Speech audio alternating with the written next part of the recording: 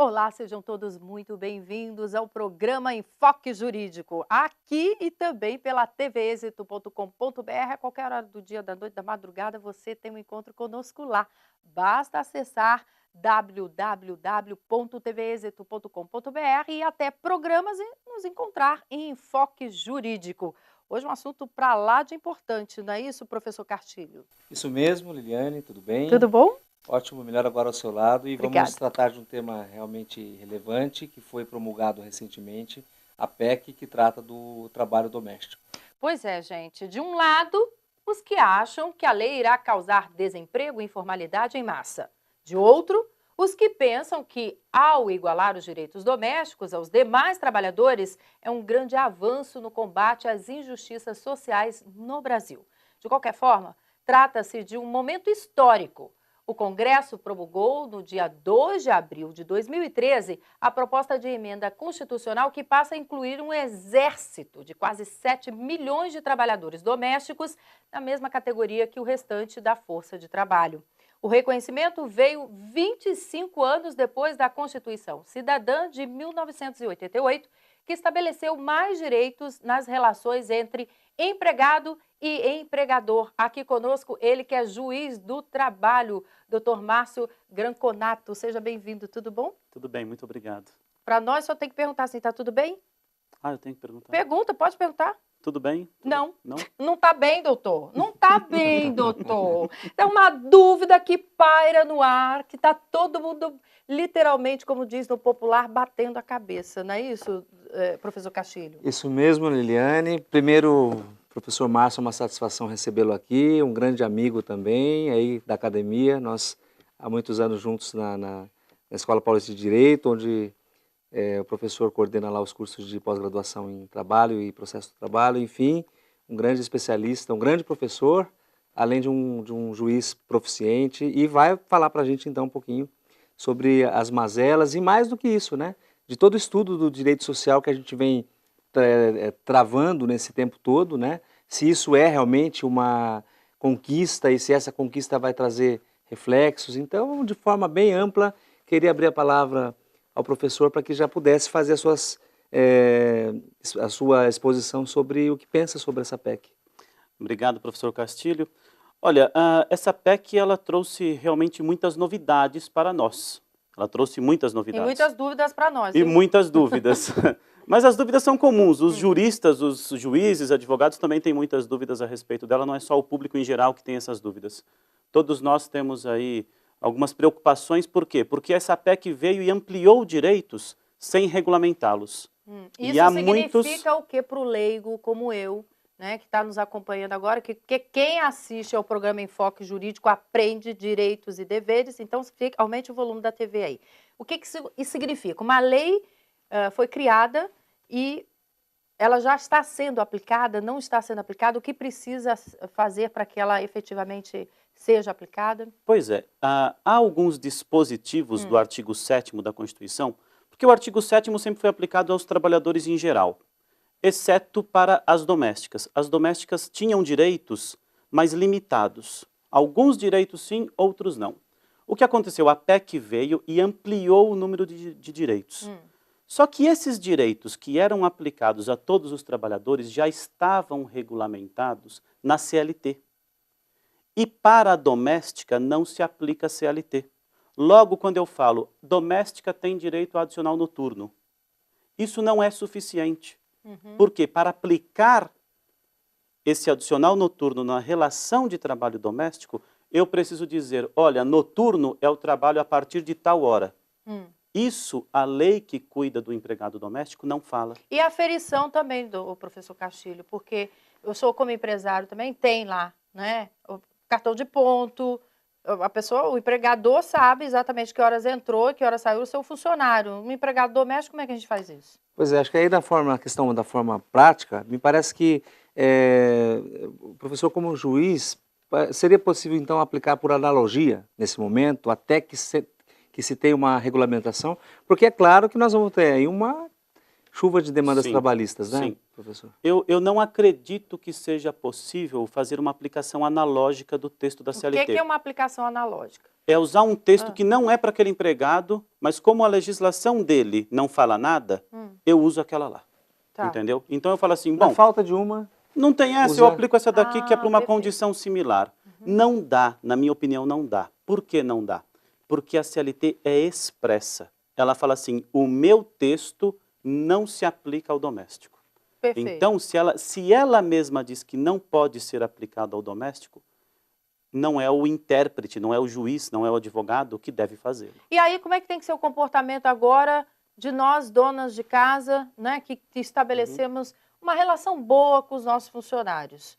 Como é que tem que ser esse momento? Já que até os juristas estão aí tentando encontrar um caminho de como aplicar a lei. Então, me parece que o ponto mais importante, que causa maior preocupação, medo até, porque isso pode gerar uma dívida muito grande, e é bom dizer que a casa da pessoa pode responder por essa dívida.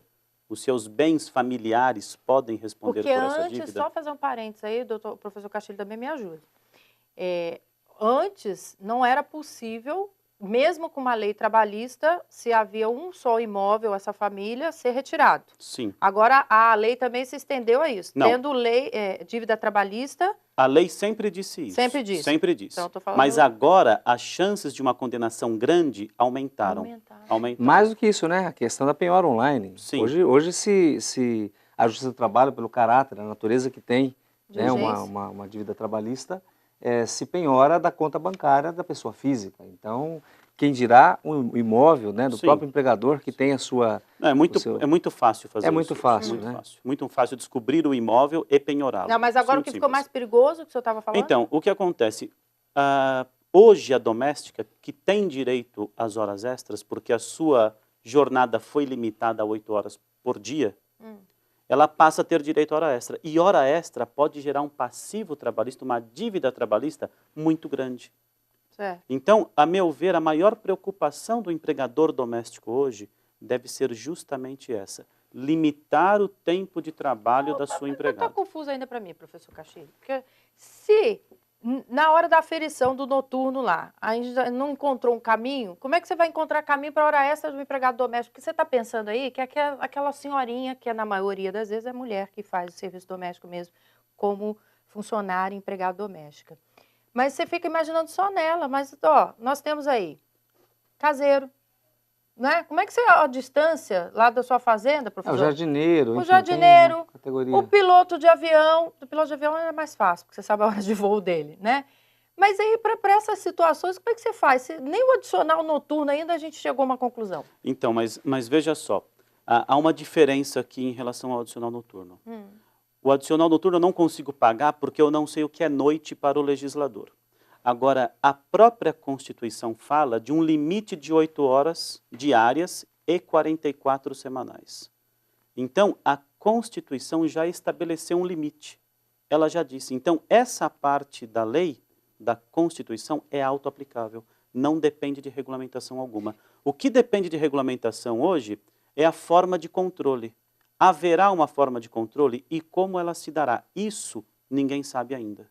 Professor, então, me parece que o ponto mais vulnerável neste momento é a questão, são a questão das horas extras, né? Sim, é o mais porque perigoso. muito comumente tem domésticas que moram, né, que dormem, e como é que isso vai ser tratado? Então, acho que esse é o ponto mais difícil nesse momento de se pensar. E a questão da auto-aplicabilidade da Constituição, isso não tem dúvida.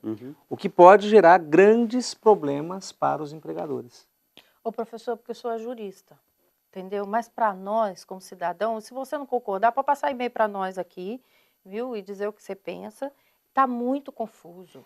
Eu fico me perguntando assim, se por um lado a gente não tem que discutir os direitos, que bom, houve conquista, mas por outro, como é que o legislador coloca direito aonde não sabe nem como aplicá-lo?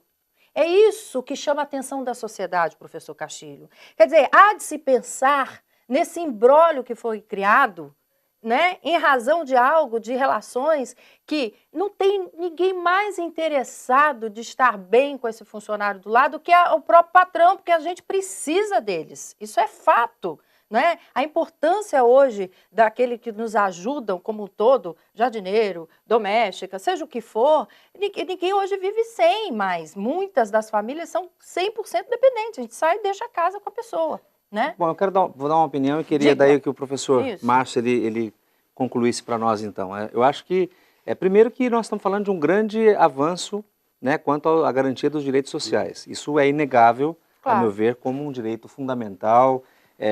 Enfim, nós saímos de uma situação de retrocesso e avançamos em relação a isso. O que me parece é que falta, de fato, uma regulamentação. Que no nosso país, isso não é novidade também, porque a gente sempre edita uma lei e depois de algum tempo, depois de como ela se comporta, é que vem, então, a sua regulamentação. Esse me parece que é o caminho para essa nova PEC, não é, professor Márcio? Eu acho que, a partir daí, todas as questões, as mazelas, vão começar a serem postas para discussão. Sim, né? sim. E o que me parece assim, também muito evidente é que há uma disposição do legislador em regulamentar essa norma o mais rapidamente possível.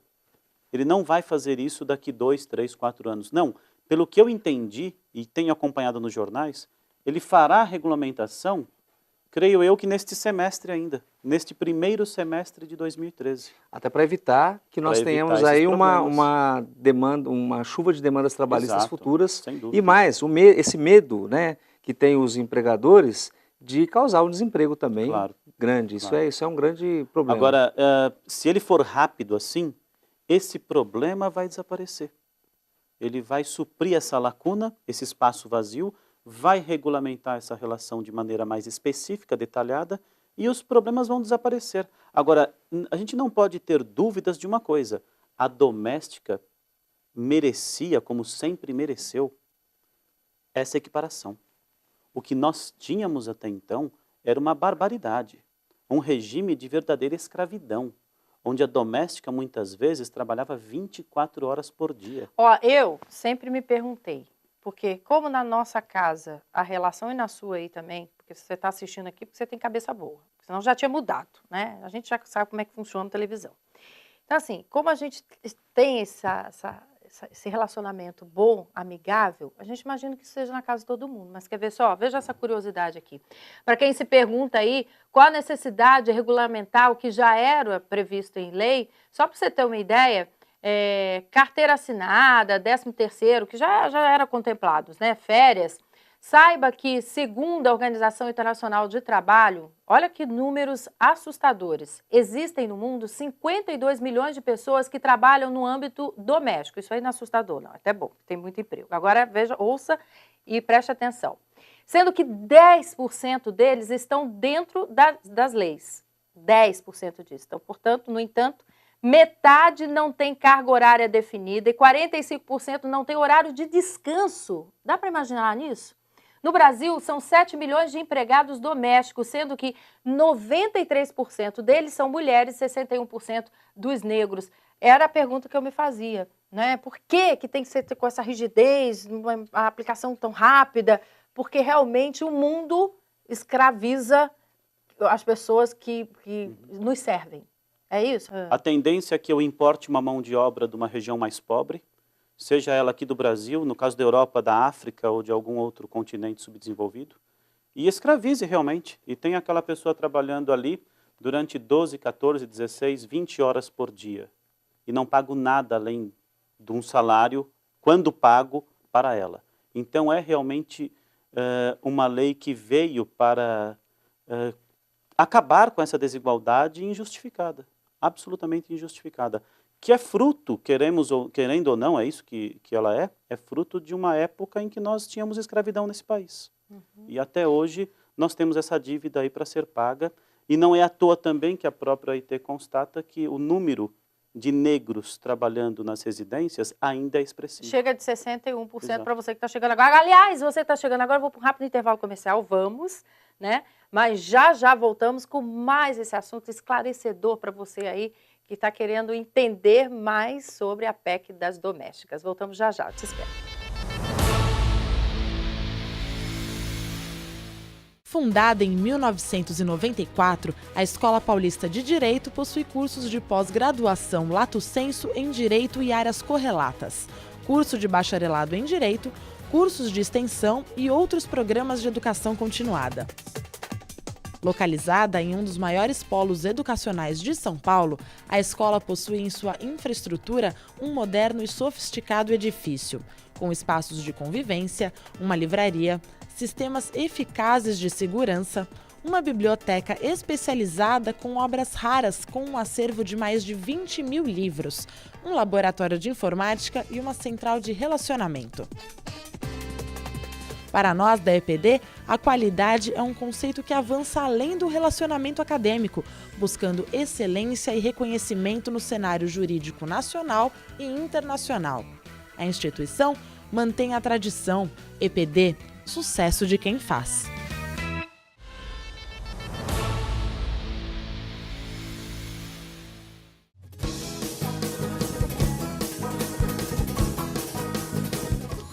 Quitéria Reis dos Santos. Josefa dos Prazeres. É Roxane Nascimento. Roxane com X. Doméstica. Empregada doméstica. Sou modelo e manequim. Você vai se azarar, porque eu não ganho, eu leso.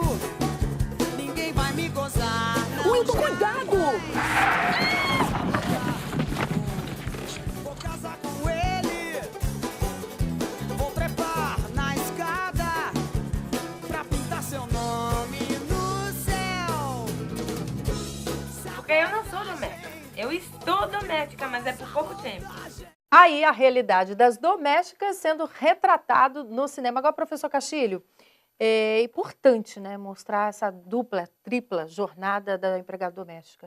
Pois é, Liliane, como nós vimos há pouco, o professor Márcio mencionou, isso são resquícios ainda da condição, da nossa condição de escravidão, né? Nós trazemos ainda isso, e as duplas jornadas, triplas jornadas de trabalho, e muitas em condições subhumanas, né, que convivem ali naquele ambiente. Acredito que isso precisa ser de fato retratado, não só no cinema, mas agora, com a vinda dessa PEC, dessa lei, acredito que isso também vai ser uma forma de minimizar um pouco os efeitos dessas injustiças que existem e que nós estamos assistindo aqui nas telas e em todas as situações. Novela retrata, enfim. Chegou aqui para nós por e-mail, viu? Você pode mandar seu questionamento. Esse que diz respeito ao que eu tive no primeiro bloco, para você que está chegando agora. Ainda sobre a aferição do horário de trabalho do funcionário. Como é que faz? Olha, eu tenho acho que uma visão simplista da coisa. Eu acredito que como empregador, né, quem tem empregada doméstica, pode fazer o controle, o registro de qualquer forma, seja num caderno, seja não precisa ter a máquina de ponto, não precisa ter... Não precisa. Aí o doutor Márcio, como juiz, pode nos dizer como é que ele acolhe isso como prova. Isso.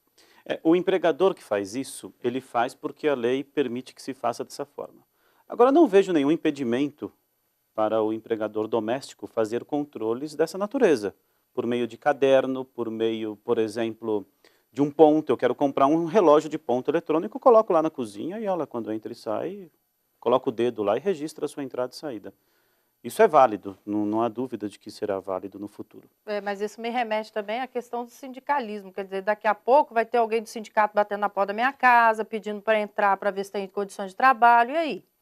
Pois é, até complementando a sua pergunta, Liliane, a sua colocação, com relação às convenções coletivas, já que é um tema novo, professor Márcio, as convenções coletivas das domésticas, como é que a lei trata, se não trata, e como é que vai ser agora? Até agora não havia previsão de reconhecimento de convenção ou acordo coletivo para a doméstica. O que são convenções e acordos? São aquelas negociações que os sindicatos fazem. Um sindicato patronal de empregadores com o sindicato de empregados negociam uma condição. Então prevêem lá uma cesta básica, um vale-refeição, essas coisas assim que não estão na lei. Isso não era estendido às domésticas. Agora passou a ser. Agora as domésticas passaram a ter direito ao reconhecimento das convenções coletivas. O problema é que nós não tínhamos até agora, não temos ainda, sindicatos patronais. Parece-me que há 2 sindicatos patronais de domésticas, ou seja, de empregadores domésticos no país. Eu não tenho certeza a respeito desse número. Por que não tem sindicato patronal? Porque não é categoria econômica. O empregador doméstico não explora uma atividade econômica. Logo, ele não tem um sindicato patronal. Agora me parece que será necessário a criação de sindicato de empregadores domésticos, para que ele possa negociar com o sindicato de empregadas, formatar uma convenção coletiva, prevendo direitos, e isso então será aplicado àquelas relações Então de está trabalho. longe do que eu falei, professor Castilho, de ter inclusive um fiscal batendo numa residência dizendo que foi ali fazer a averiguação se está de acordo o regime de trabalho. Mas acho que a gente está ampliando muito já. Não, só para entender. Eu não vejo como um fiscal do trabalho Ah. possa adentrar a uma residência para fiscalizar uma relação de trabalho. Eu, particularmente, não admitiria isso na minha casa, por Exato. exemplo. Por quê? Porque a minha casa é protegida pela Constituição Federal. Ninguém pode entrar lá. Ninguém pode entrar. Mas, o professor Márcio, remetendo a essa questão do sindicato patronal, será que então não começam a surgir agora as empresas, né, vamos falar de terceirização do trabalho doméstico? Isso já não vai- existe, né? Já existe, mas será que Sim. isso não vai se ampliar muito mais agora? Eu creio que sim. E uma tendência, talvez, né? Sim, eu creio que seja uma tendência, até porque nós temos certos trabalhadores domésticos que têm que ficar realmente trabalhando 24 horas. Ou melhor, empregadores domésticos que necessitam de empregados por 24 horas. Ele vai ter que ter dois cuidados. Primeiro, na hora de contratar uma empresa idônea. Ele tem que saber se aquela empresa realmente cumpre a legislação trabalhista, porque aquele trabalhador que entrar na sua casa não será um doméstico. Por quê? Porque ele é empregado de uma empresa que presta serviços. Mas aí eu sou solidária se caso essa empresa não for idônea. Se essa empresa não for idônea Isso mesmo. e ela não tiver recursos, depois que a justiça tentou cobrá-la e não conseguiu, quem pode ter que vir a pagar essa dívida é o dono da casa. Complicou, hein? Quem paga mal, paga duas vezes. Aquele ditado, né? Tem que ter muito cuidado na hora de contratar uma empresa de prestação de serviço. Em relação às grávidas, as domésticas grávidas, ou que depois da contratação veio com o exame dizendo estou grávida, como fazer? Olha, veja, a doméstica sempre teve o direito à licença gestante, Sim. sempre teve. Também desde 2006, salvo engano, ela foi contemplada com a garantia de emprego. Então, se, por exemplo, você despede a sua empregada, você nem mesmo sabe que ela estava grávida. Você a despede. Ela chega e fala assim, olha, você me despediu, mas eu estava grávida. Ora, se eu tenho garantia de emprego, eu tenho em tese o direito de retornar ao trabalho. Então, se eu não admito o retorno dela para a minha casa, para o trabalho, ela pode ingressar com uma ação na justiça pedindo a reintegração no emprego. Eu estou Mas diante de um juiz. Isso é plenamente inviável, Estamos né? diante de um juiz. Sim. Como é que tem sido o entendimento dos juízes na sua maioria dos casos? Os juízes podem decidir assim, mandando reintegrar. Eu, particularmente, creio que essa seja uma decisão temerária, uma decisão perigosa. Impor alguém dentro da sua casa? Sim, porque eu colocar alguém lá, e se essa pessoa residir na minha casa, porque ela dormia lá, então acaba se tornando algo inviável. E por outro lado, a gente acabou de falar aqui que a minha casa é protegida pela Constituição. A Constituição chama a minha casa de asilo inviolável. Então, para eu garantir esse direito fundamental da grávida, doméstica grávida, eu não preciso violar esse outro. O que eu faço? Eu indenizo a grávida doméstica. Ou seja, ainda que eu tenha sido enganada, não, eu vou português, claro, viu, professor Castilho, porque quem está nos ouvindo aí, tem algumas situações e situações, né? Como tem mau empregador, tem mau empregado também. Uma situação como essa, eu tenho que engolir seco e ainda pagar pelo problema. Tem que pagar. Entendi. Vai ter que indenizar todo o período estabilitário, todo. Da confirmação da gestação até 5 meses depois do parto. Ô, Márcio, e com relação ao menor, empregado menor de 18 anos, como é que o judiciário tem decidido em respeito à indenização? Pode dar emprego a um menor de 18 anos para cuidar de criança, para cuidar do idoso, para olhar o lar? Pode ou não pode? A OIT classifica o trabalho infantil, ou melhor, do menor, no âmbito residencial, como uma das piores formas de trabalho infantil. Eu creio, isso é uma convenção da OIT ratificada no Brasil, eu creio que no âmbito doméstico, hoje, seja proibido contratar um menor de 18 anos. Eu creio que seja proibido e quem contrata corre sérios riscos, inclusive de uma indenização, de ser condenado numa indenização por danos morais, porque ofendeu um direito de personalidade ou coisa do tipo. Nós temos perguntas também externas, viu, professor Castilho? Vamos ouvir quem é que participa aí conosco e qual é a pergunta. Vamos acompanhar. A empregada doméstica que vai à sua casa 2 vezes ao mês, com o horário correto, com dia certo, isso é considerado vínculo empregatício? Então, é ou não é? Essa não é uma pergunta simples. A jurisprudência, que é a decisão dos tribunais, ela diz, em sua grande maioria, que o vínculo acaba se configurando quando o trabalhador doméstico frequenta a minha casa mais de 2 vezes na semana. Particularmente, vejo nesse entendimento uma grande discriminação. Por quê?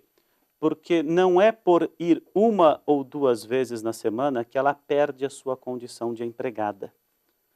Porque nós vemos assim o empregado comum. O empregado comum que vai 1 vez por semana em um determinado emprego, continua sendo empregado. O médico que dá plantão 1 vez por semana, o advogado que dá plantão 1 vez por semana, o professor que vai 1 vez por semana é empregado. Claro, ele tem que preencher alguns outros requisitos, não só a frequência.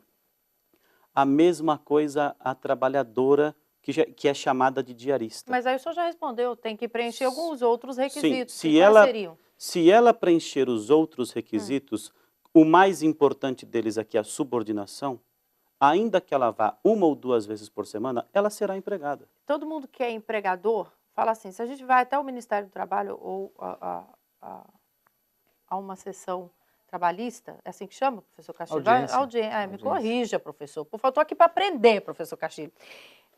O empregador sempre sai na desvantagem. É fato. Como é que o juiz do trabalho enxerga essa rotina? Olha, o direito do trabalho foi criado para proteger o empregado. A justiça do trabalho aplica o quê? O direito do trabalho. Então é natural que as pessoas vejam a justiça do trabalho como uma justiça que protege o trabalhador. É natural. Ela aplica um direito que existe para isso. Mas o que acontece no dia a dia é que há muita, mas muita falta de respeito para com a legislação trabalhista. Pouca gente respeita. Não há esse cuidado por parte dos empregadores. É muito comum a informalidade. No meio doméstico, então, essa é a regra. Essa é a regra. Muito bem, a gente vai para um rápido intervalo comercial e voltamos já já com mais esse assunto aqui para você. Não é? A nova lei aí que contempla a empregada doméstica. Já já. Adquira as obras do professor Ricardo Castilho. Filosofia do Direito, um manual indispensável para aqueles que desejam conhecer os jusfilósofos de todos os tempos. E Direitos Humanos, um livro para todos os operadores do direito e os interessados em aprender a evolução do homem. saraivajur.com.br.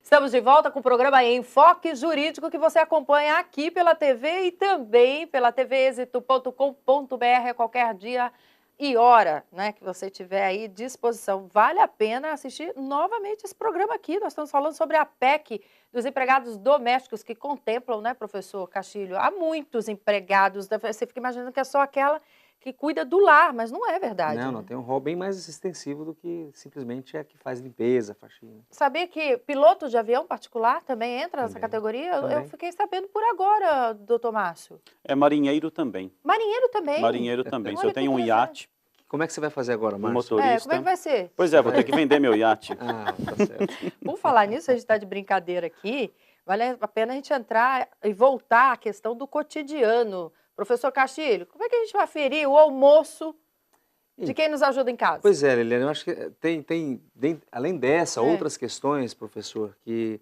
é o descanso semanal remunerado, as férias e o intrajornada, que é o horário de almoço. Como é que isso vai ser, como é que vai se resolver essa questão nesse âmbito novo de regime de trabalho?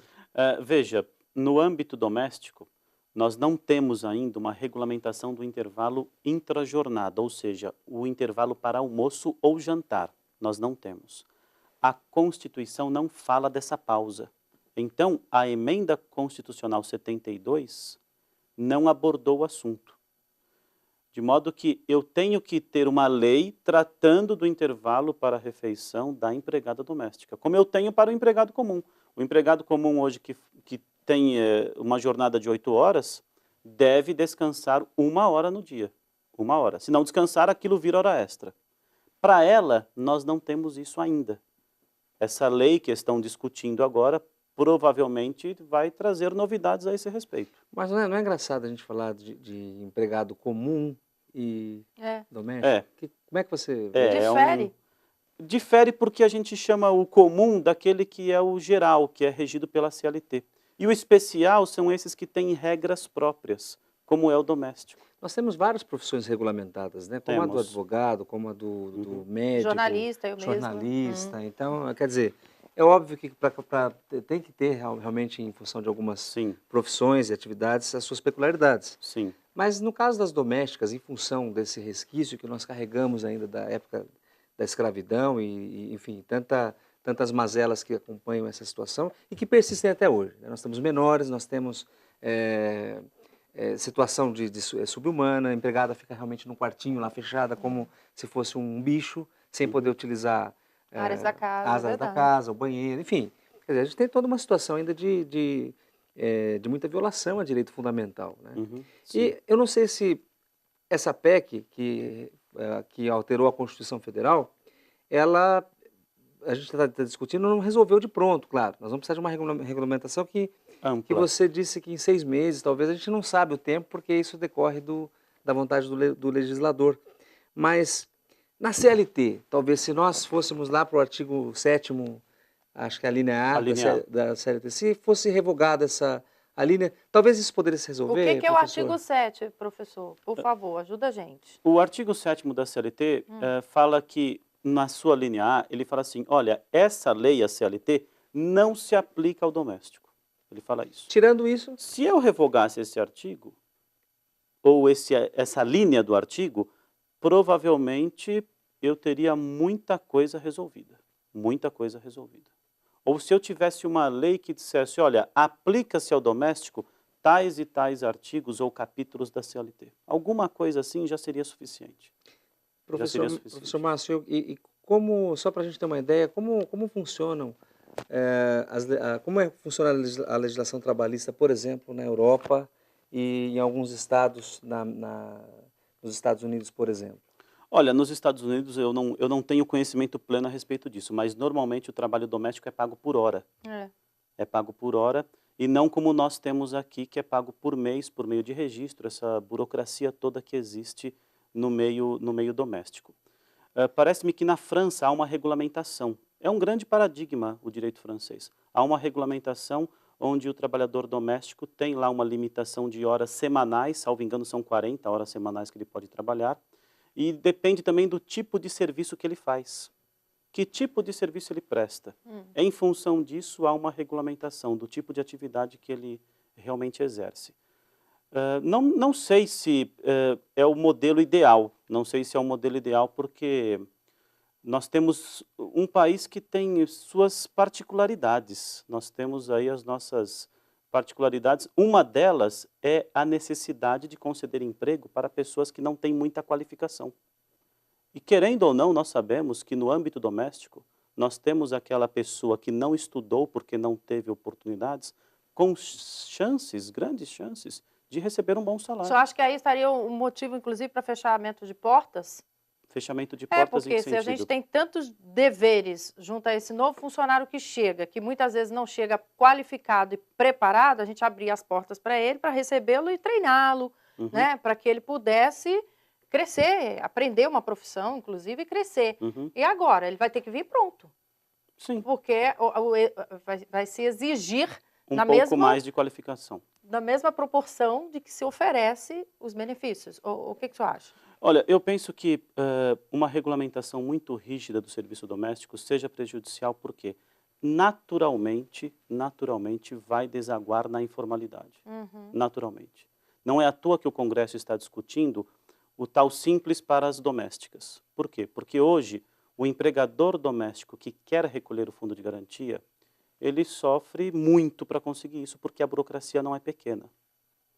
Então, esse é um grande entrave.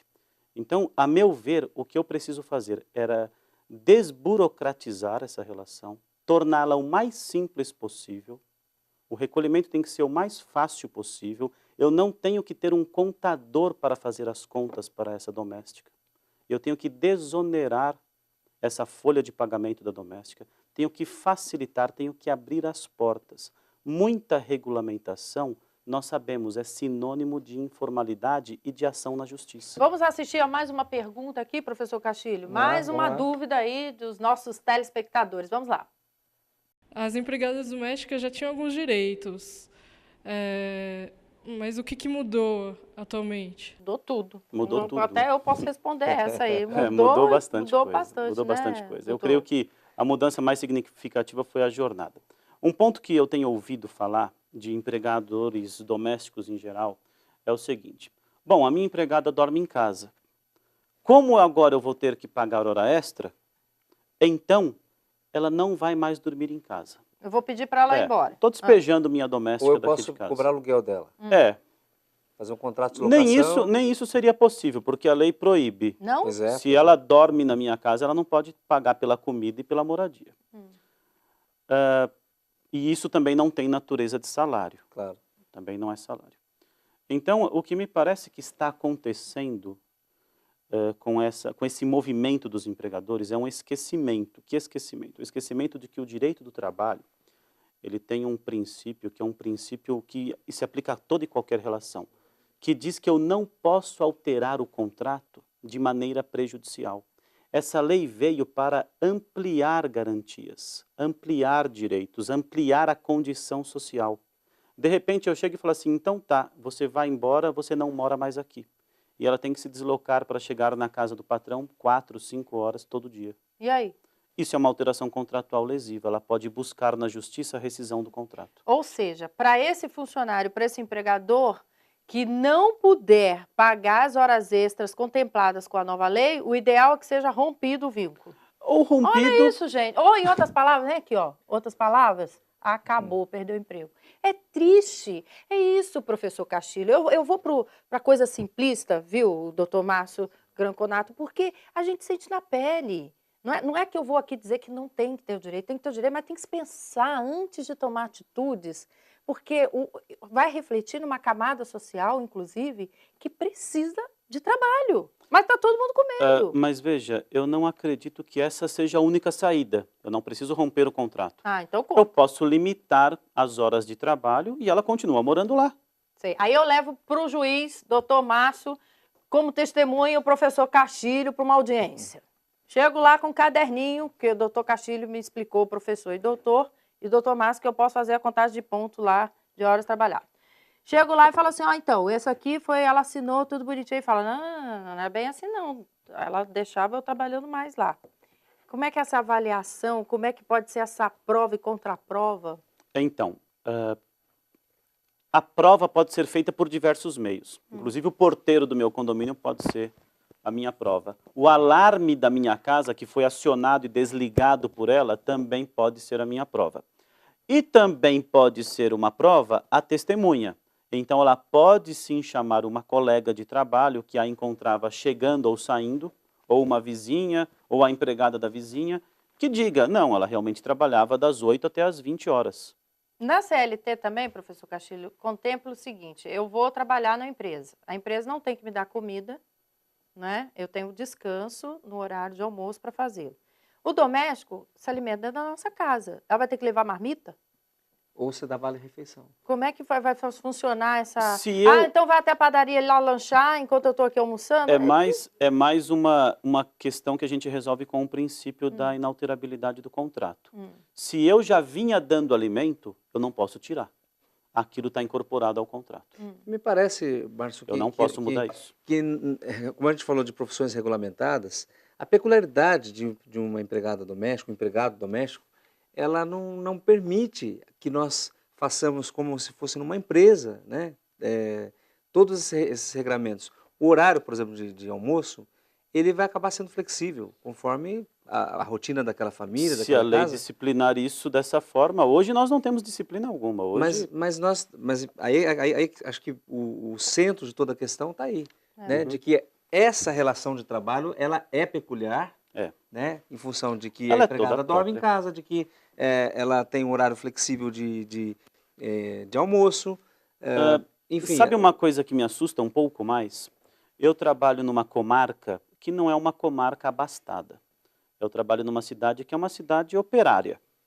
E o que acontece nessa cidade? É comum em trabalhadoras que têm o seu salário aí de R$ 1.000, R$ 1.500 por mês, contratarem pessoas para ficarem com seus filhos. Então ela contrata a filha da vizinha para cuidar dos nenês e paga R$ 300 por mês para a garota. É comum isso. Para ela poder trabalhar, não tem creche na região, ela contrata uma empregada doméstica. Às vezes ela é empregada doméstica também. É verdade. E ela contrata. E aí? Com essa regulamentação, essa pessoa certamente terá um gasto tão alto que ela não conseguirá pagar e aí sim ela vai rescindir o contrato. Efeito dominó. Sabe o aumento do combustível lá que vai aumentando tudo? Né? Bem simples aí também para você pensar. É o efeito dominó que vai atingindo a todos. Nós vamos fazer um rápido intervalo comercial, já voltamos e você não pode perder porque ainda tem muitas explicações sobre a PEC das domésticas. Voltamos já.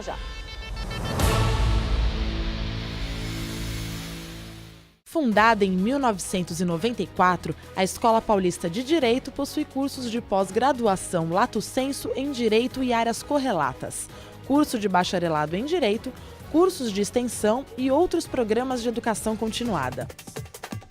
Localizada em um dos maiores polos educacionais de São Paulo, a escola possui em sua infraestrutura um moderno e sofisticado edifício, com espaços de convivência, uma livraria, sistemas eficazes de segurança, uma biblioteca especializada com obras raras com um acervo de mais de 20.000 livros, um laboratório de informática e uma central de relacionamento. Para nós da EPD, a qualidade é um conceito que avança além do relacionamento acadêmico, buscando excelência e reconhecimento no cenário jurídico nacional e internacional. A instituição mantém a tradição. EPD, sucesso de quem faz.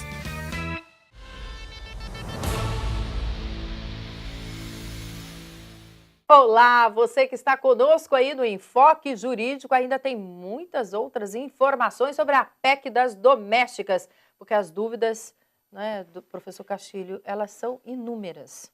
Estão começando ainda, né? Até a aplicação da lei, enfim. Mas vamos saber o que o pessoal tem interesse aí? Vamos lá, pode ser a sua dúvida, hein? Veja aí.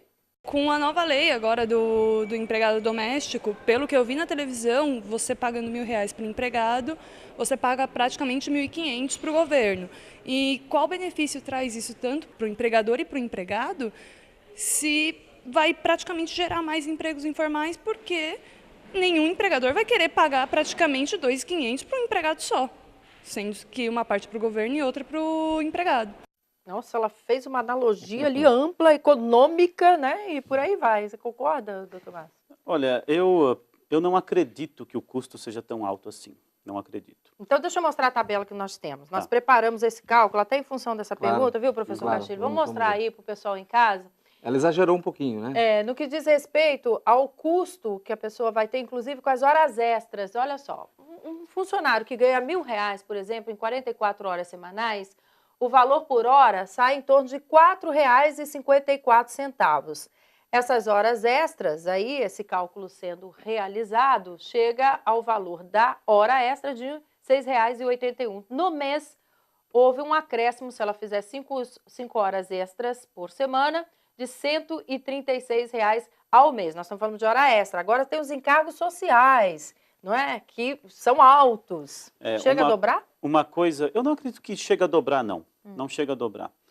Porque sobre isso vai incidir a Previdência e o Fundo de Garantia. Vai incidir A cota previdenciária do empregador são 12%. 12%. 12%, mais o fundo de garantia de 8%. Então, acrescentaríamos aí 20%. Agora, o que acontece é que essa hora extra, quando habitual, reflete no descanso semanal. Reflete também nas férias e reflete também no 13º. Todos esses reflexos... É proporcional. Serão devidos. Se eu pago todo mês 1.000 mais 300 de hora extra, quando eu for pagar férias, eu pago férias sobre 1.300. Quando eu for pagar 13º, eu pago sobre 1.300. Então, isso vai ter um acréscimo. E, claro, se eu pago 300 de hora extra, provavelmente eu pagarei mais uns 50 de descanso semanal remunerado. Porque o dia de descanso tem que valer tanto quanto o dia de trabalho normal. Chega ao dobro. Não chega a ser o dobro. Não chega a ser o dobro. Não. Não, eu queria um exemplo bem simples, assim. Uma segunda-feira vale menos do que um dia trabalhado de domingo. Não, eu estou falando outra coisa. Não. Se eu trabalho de segunda a sexta e faço, por exemplo, 10 horas por dia, eu tenho direito a 2 extras. Tá. Então, eu ganhava R$1.000 por mês, por conta das horas extras, eu recebi R$300. Que tem um limite também diário, né? Então, professor? o limite diário também não existe para a doméstica. Existe para o trabalhador submetido a CLT, o comum. Então, veja só, voltando à questão do descanso. Então, eu trabalhei lá 10 horas por dia, eu recebi R$300 no final do mês de hora extra.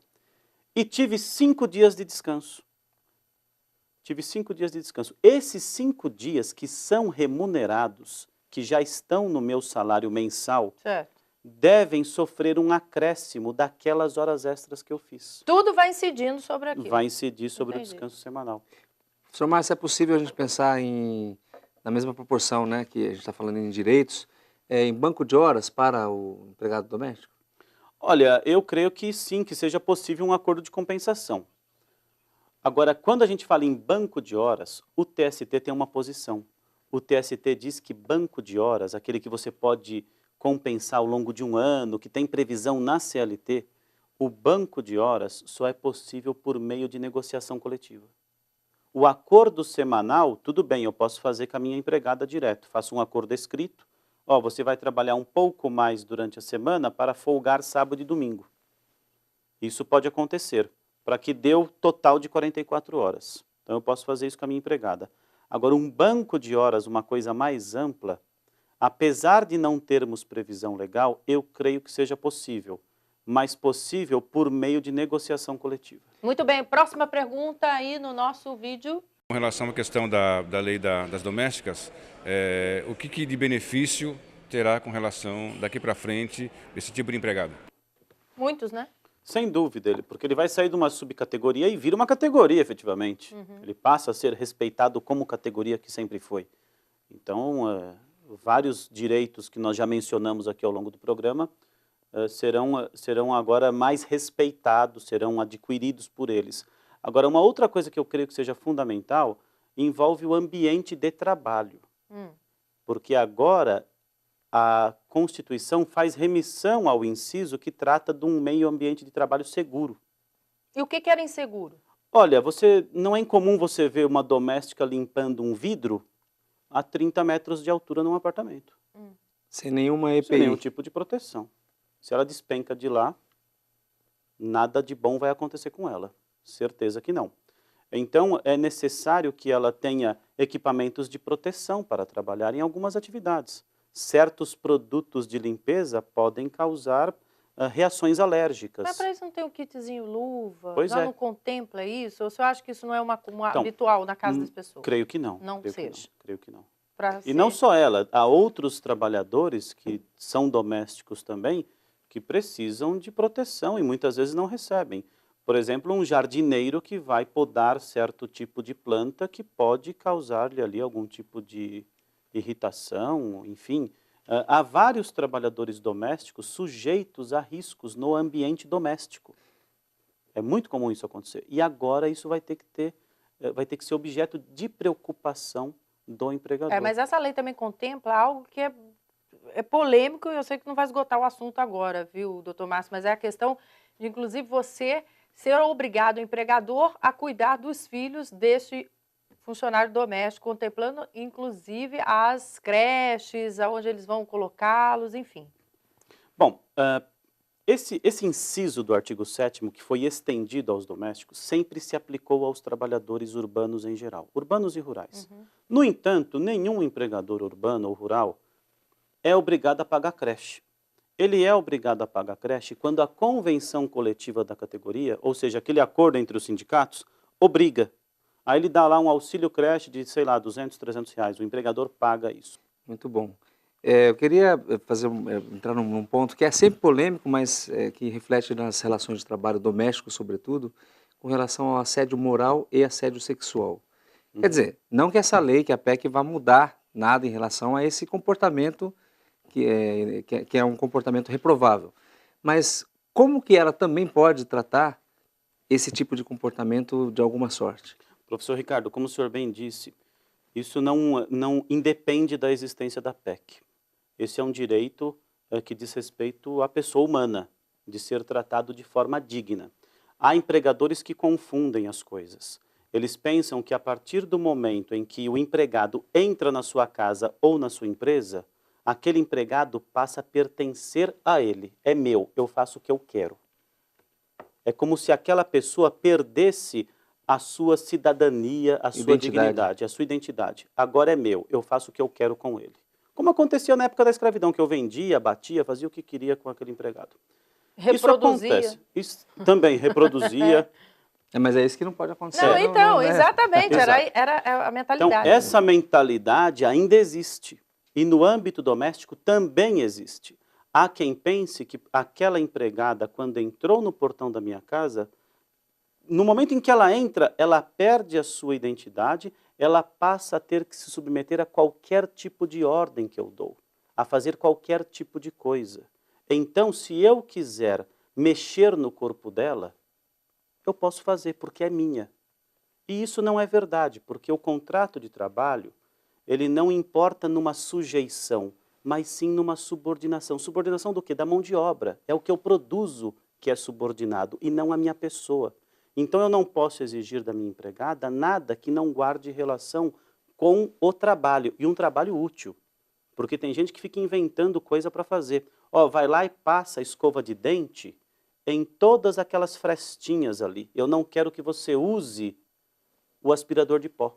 Isso pode ser um assédio moral? Isso pode se traduzir num assédio moral e numa rescisão indireta do contrato. Claro. Um abuso que vai gerar uma indenização por danos morais. Mas essa PEC também contempla uma nova forma de rompimento de contratos. Não é isso? Demissão por justa causa, enfim. Isso sempre foi contemplado. O que ela hoje autoriza, ou melhor, confere, um direito que ela confere, é uma indenização por conta do fundo de garantia. Então, hoje eu tenho que pagar uma indenização pela rescisão contratual, que é um valor correspondente a 40% dos depósitos existentes no fundo de garantia. Então, agora, o que é justa causa para uma dona de casa? O que é justa causa para uma pessoa que serve a essa casa? Agora... muita coisa pode ser justa causa. Tem um rol bem extensivo na CLT, né? Tem um rol muito extenso. E essa parte da CLT, da justa causa, aplica para a doméstica. Por que aplica? Porque a lei da doméstica ela fala assim, o artigo aplica. Ela fala assim, o artigo 482 é aplicável à doméstica.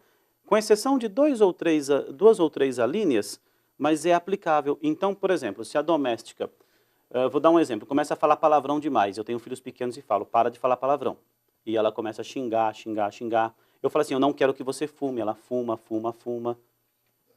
Isso pode ser motivo para uma rescisão por justa causa. Outra questão é as pessoas com... a gente chama especiais, né? Que sofram deficiência física.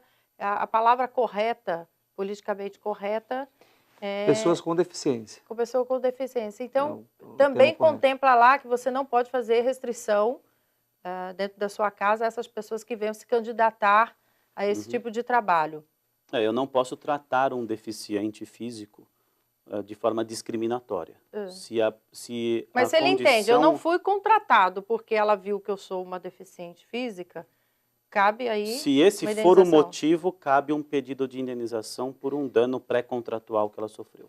Mas isso é no âmbito geral, em qualquer relação de trabalho. Isso em qualquer tipo de relação de trabalho. Professor Márcio, eu queria só, acho que talvez para finalizar, imaginando que essa nossa reflexão toda aqui hoje em relação a essa nova lei, nós vamos ter um medidor em relação ao que vai acontecer daqui 2 anos, né? Acho que 2 anos para entender quais são os reflexos, quais foram, como é que se comportou empregado, empregador, como é que as relações de trabalho serão acolhidas por essa nova legislação e também pela regulamentação que vem. Sim. Então, acho que daqui, eu estou falando em 2 anos, mas é para a gente entender se vai ter um aumento de demandas no poder, no judiciário trabalhista ou não, né? E como é que os juízes vão começar a tratar isso daqui a esse tempo, né? Olha, professor Ricardo, eu acredito que em menos tempo. Nos grandes centros urbanos, onde as pessoas conhecem mais os seus direitos, estão mais perto dos advogados e do próprio poder judiciário, eu acredito que isso ocorre em menos tempo. Em menos tempo nós teremos um aumento das demandas de domésticas.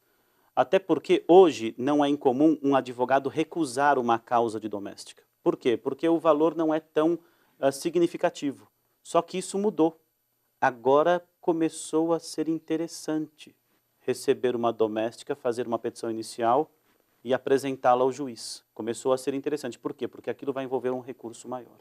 Gostaram? Tenho certeza que sim. Quem nos acompanhou aí durante quase 1 hora, né, precisamente, aprendeu e muito, tirou várias dúvidas no que diz respeito a este assunto que é polêmico e extenso. E gostaríamos de dizer, viu, doutor Márcio Granconato, que as portas estarão sempre abertas, né, professor Castilho, para esse assunto e outros aqui, porque o senhor foi muito claro, de uma forma muito fácil, nos fez entender o que para muitos ainda continua sendo difícil, que é essa questão aí da nova lei e essa relação entre empregado e empregador. Muito obrigada. Eu é que agradeço. Obrigado, Márcio, e estamos sempre junto aí. Obrigado. Professor Castilho, até a próxima. Até a próxima. Muito obrigada. Obrigado a vocês. Olha, a gente se encontra, hein? Lembrando que esse programa está a qualquer hora à sua disposição na tvexito.com.br. Muito obrigada por sua audiência, a gente se vê. Tchau.